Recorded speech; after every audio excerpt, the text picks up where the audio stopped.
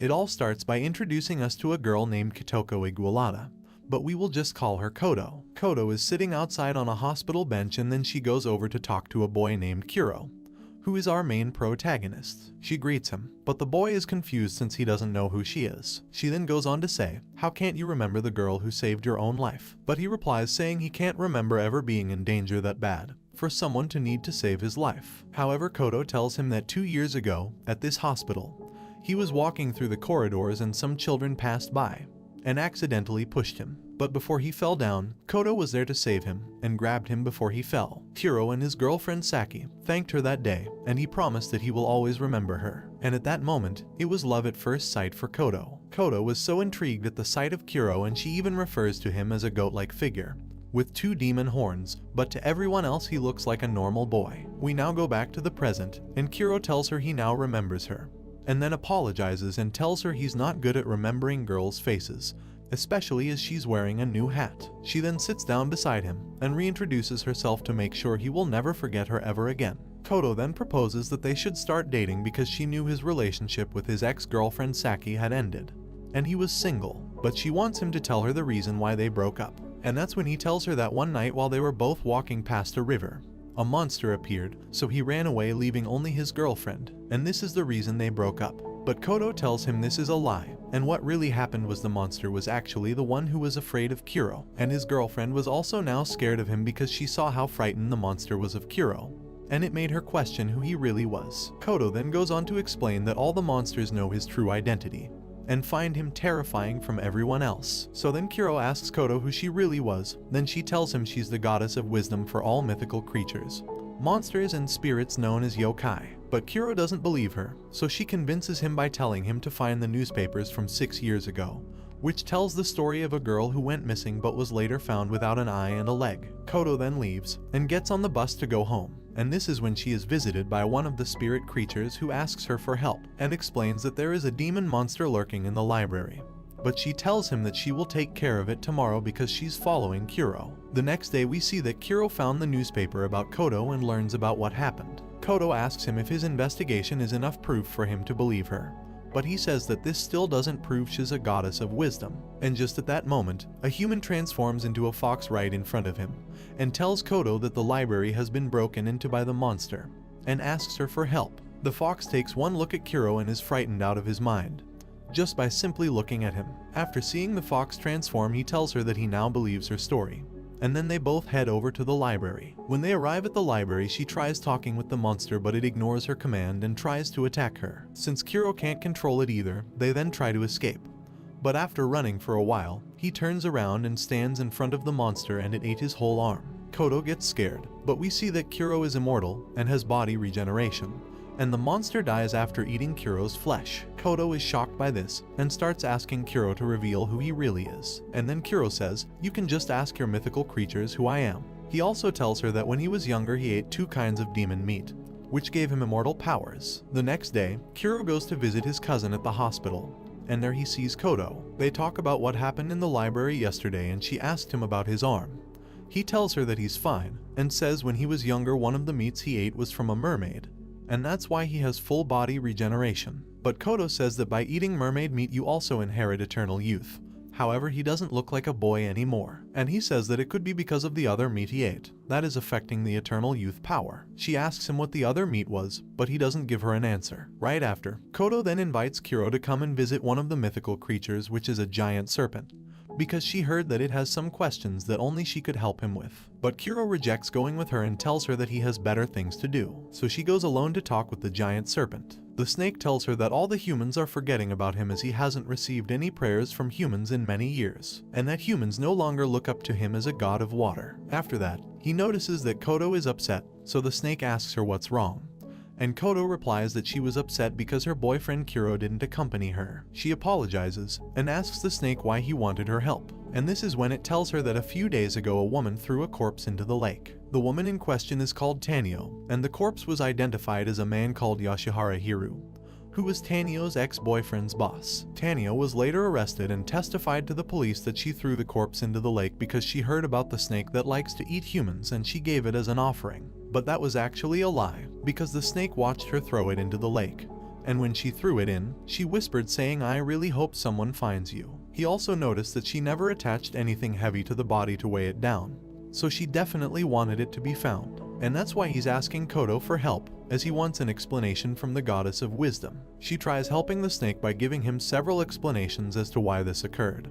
But each reason she gives the snake leads to an empty plot. So she gives him one more reason as to why she did this, and she explains to the snake that it all started with her ex-boyfriend Machai, who died in the arms of another woman, and this woman was his co-worker. After Machai died, it was told that while he was working for Hiru, he played around with some numbers and embezzled a large sum of money to his account. He knew the boss would find out and he had nowhere to hide the money, and him and his co-worker were the only two people who knew about it, so they both agreed to die together in the bathtub. At the time this happened, Tanyo was carrying his baby, and she thought she was carrying the baby of the man who just betrayed her. Later on she ended up having a miscarriage, so she dumped the unborn baby in the river out of spite. Tanyo moved on with her life, and got out of the city, and now lives alone in the suburbs. Years go by, and Hiru visits her house and confesses to her that he was actually the one who embezzled the money, and that Machai and his co-worker were the only two people who knew about it and threatened to make it public, so he killed them both. After hearing his confession, she got her revenge on the boss, and then dumped his body in the river, hoping that the police would search the entire river, in the hopes that they would find her unborn baby she had with Machai. That's why she whispered saying she really hopes someone finds it. After explaining to the snake what happened, she sees Kuro, who is hiding this whole time, and listening in on the conversation. Kodo then leaves with Kuro, and Kodo tells Kuro that everything she just told the snake was a lie, because she sent one of her spirits to check on Tanyo at the time she was being detained, and the spirit heard her say the truth, and the real reason she did it was to see the snake eat the corpse. 2 years later, we see that Kuro's ex-girlfriend Saki is now a police officer. Saki and her partner discuss a recent case about a guy who crashed into the river while he was driving. Right after the incident, the guy told Saki he was distracted by a beautiful ghost. He describes her as a faceless lady with 2 big eyes, but in the police report, she wrote down that it was a puppy in the road which caused him to crash into the river. Her partner argues with her and says it's best to use the right description, but Saki told him they shouldn't mention the word ghost in their reports as it will only cause problems. Saki told her partner that this was the work of a ghost called the Steel Lady, to which he replies saying he's heard many similar cases of the Steel Lady, but still can't bring himself to believe that ghosts are actually real. Before her partner leaves, she tells him that these spirits and yokai do exist in their world, and that her own ex-boyfriend Kuro was also like these monsters, but in a human form, and that's why she broke up with him. She then starts to investigate where the incident took place, and there she meets Kodo, who happens to fall on top of her. Kodo was facing off with the Steel Lady, and this is when Saki has had enough of hearing from the Steel Lady, and wanted to defeat her right now. So she runs up to her and tries to fight the lady, but her arm went straight through her body. The Steel Lady then threw a metal beam at her and knocked her down. Kodo helps her and makes contact with the Steel Lady, and shortly after the ghost ran away. Saki asks Kodo why she was able to hit the ghost but she wasn't, and then she goes on to explain that she's not like other humans. Kodo explains to Saki that she needs to forget about everything that just happened and not to get the police involved as it will cause many problems. Then Saki pulls out her badge and tells her she is an officer, then offers to bring her back to the station for further questions and offers to treat her wounds she got from the fight. But after seeing her badge, she read the name and realized who it was, and was shocked that she just met Kuro's ex-girlfriend. She begins to express that if she knew who she was from the start, she wouldn't have saved her from the Steel Lady. Then Saki gets angry with her for being rude. They head over to Saki's apartment and Kodo tells her that her and Kuro are now dating and are happily in love. She shows Saki photos of them together, but after seeing the photos, she tells her that they shouldn't be together as he looks miserable and unhappy in all the photos. Kodo disagrees, but Saki says she would know since she was the one who dated him for over 4 years. Saki asks Kodo why Kuro wasn't there when she was facing off with the Steel Lady, and Kodo replies saying he disappeared around a week ago, and the last thing he did was text her saying to not go looking for him. Kodo leaves, and uses a spirit in the form of a giant skeleton for transportation. Saki then starts to investigate more about the Steel Lady and who she was before she died.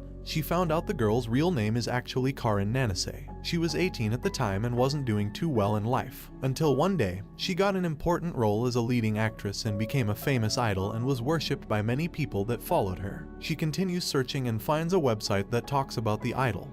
It is a fan wiki page, and there it tells her everything she needs to know about Nanase. She clicks on the wiki, and it explains the death of her father, Apparently her father died from an accident by falling down the stairs. But then there were rumors that Nanase was the one who killed her father, since he hated her for becoming famous and embarrassing his family. Because of this rumor, Nanase had to temporarily withdraw from acting. A few days later, Nanase died of steel beams falling on top of her at a construction site. Koto is also now searching for a way to defeat the Steel Lady, because all of her spirits and little creatures are too afraid of her, and since she's their goddess, she feels like she has to be the one to stop her. Later, Koto visits a restaurant and is greeted by a spirit that tells her the Steel Lady had appeared. She arrives at the location and saw her fighting someone, and it was Kuro. Saki also arrives and the two of them are watching Kuro fight the Steel Lady. Kuro is losing the fight and takes a huge hit from the metal beam which kills Kuro. But he revives himself and came back to life and suddenly was able to predict all her attacks. Saki doesn't understand how he was able to do this, so Koto explains that the other meat he ate when he was younger was from the beast called Kyuden. Normally no one else survives after eating this meat, and his grandmother was the one who fed him both the mermaid meat. And after that his final test was to eat the meat of the Kyuden beast. After eating the Kyuden, he gained the ability to see into the future. However, he can only use this power when he dies, so when the Steel Lady kills him, he uses this power to see into the future. And when he comes back to life, he can predict all her moves. We return back to the fight and Kuro breaks her neck, but apparently this didn't hurt her because she fixes herself and then runs away. Then Kuro sees them both watching him, and they all decide to meet in Saki's apartment. They all talk about what they can do to defeat the Steel Lady. And that's when Koto explains that she is a different type of ghost from the rest of the yokai spirits because she was created by the imaginations of humans who idolized her. These people gave it a name and an appearance, so it ended up becoming real. Saki asks Koto how so many people were able to think of the same image in order to bring her to life, and she tells her it was because of the wiki page her fans created. So to stop her, they have to rewrite the story of the Steel Lady and make it interesting enough so everyone stops believing the Steel Lady is a real ghost. And if they can do this, all the believers of the Steel Lady will change their minds and she will cease to exist. To proceed with this plan, Koto needs more information and asks Saki for her investigation files. The files have all the necessary information about Karin Nanase. They go to the place of the incident, and with the help of a ghost they verify that she was indeed crushed by the metal beams. However, she never actually moved out of the way, almost like she wanted to be crushed. They talk to the ghost, and they all agree that they should come up with a fake narrative to replace the old one, and finally get rid of the Steel Lady. To confirm the story will be a success, they can use Kuro's power to see into alternate futures, and he can see the future of where the Lady Nanase will no longer exist. That night, we also see that Saki's partner was a victim of the Steel Lady. With the news of this spreading, Koto's chances of defeating the Steel Lady decrease, so she starts thinking fast to come up with a story to defeat the Steel Lady once and for all. After a few hours, she has 4 solutions to be able to get rid of the Steel Lady. But this leaves her very tired and she wants to sleep, so Saki and Kuro head out to get some food. She asks Kuro why he's dating Koto since she's not his type, and she also tells him that she knows the truth, that he is in love with his cousin Rika, who has been in the hospital for over 3 years. And this is who Kuro regularly visits. They go to meet his cousin, but when they meet her, Saki was frightened just like the time she broke up with Kuro. Kuro explains to Saki that even though she's sick, she won't die because she has the same powers as him. And she also ate both of the demon meats. After Koto wakes up, she talks with Saki, who asks her if she knew about Rika having the same power as Kuro. She tells Saki that she knew about this and they start piecing together who she really is. Koto explains that after they discharged her from the hospital, she stayed with them for a few weeks. At first they didn't get along, but over time they became friends. While she was staying there, she noticed that Rika was always on the computer and also liked to create art. But one day, she suddenly left. She never realized up until now that she was the one who created the page of the Steel Lady, as she has the same painting style as the image shown on the wiki. But Koto could never imagine that she was the one behind this. She then realized that Kuro already knew about Rika being the creator of the Steel Lady, and that's why he was gone for over a week, because he went out to go find her, and that's why he told Koto not to go looking for him. This is why it's been so hard to defeat the Steel Lady, because Rika has been using her power to see the future, and she always finds the one where people believe in the Steel Lady the most. But each time she uses the power, she dies and comes back to life, making her body frail, as she's done this hundreds of times to keep the ghost alive. A yokai spirit visits Koto and told her she found the Steel Lady, and Koto says this will be the final night to defeat her. They will need Kuro to fight the Steel Lady while Saki and Koto write fake stories on the wiki page to try and convince the masses to stop believing in her, so she gets weaker and finally disappears. Rika is seen using her power, where she chooses a future where the Steel Lady will still exist, and Kuro is trying to do the opposite. Kodo tries to convince people on the site that the ghost isn't real, and that it's an actual person dressing up as the Steel Lady in order to get away with committing crime, because they know the police investigations will never lead toward the real culprit. However, she fails to convince the people on her theories, and they always contradict her arguments. She tries telling them many other reasons as to why she doesn't exist but fails. So this leads to her fourth and final story, where she tells the wiki that Karin Nanase is actually still alive, and she wanted to find a way to get out of the spotlight due to all of the rumors about her killing her father, which led to her being abandoned by the rest of her family and her sister, and she wanted a fresh start. She does this by finding a look-alike of herself, and when she met her, they started talking and became friends. One day, she asked her for a favor, which was to become a decoy and help her direct the paparazzi away from the location. She agrees to help Nanase and begins to dye her hair and wear Nanase's clothes. She tells her to run into the construction site and she will meet her there later. She then hit her unconscious, and right after crushed her face with the steel beam so she couldn't be fully identified. This way Nanase could pretend to be her instead and live a normal life. But some of the users start asking what was the point of Steel Lady Nanase if the real Nanase was actually alive. And then other users point out that the real Nanase might be the one who created her and made the wiki herself in order to make the world believe she was really dead. Thanks to this, everyone started to believe that Nanase was actually still alive, and she created the website herself in order to hide the fact that she was alive, and this is when Kuro finally defeats the ghost, and she disappears from existence. Their final step is to find Kuro's cousin and defeat her. But I guess that will happen in Season 2 of Inspector. Thanks for watching. Don't forget to like and subscribe if you enjoyed, and turn on the notification bell so you never miss out on another video. Until next time guys, take care.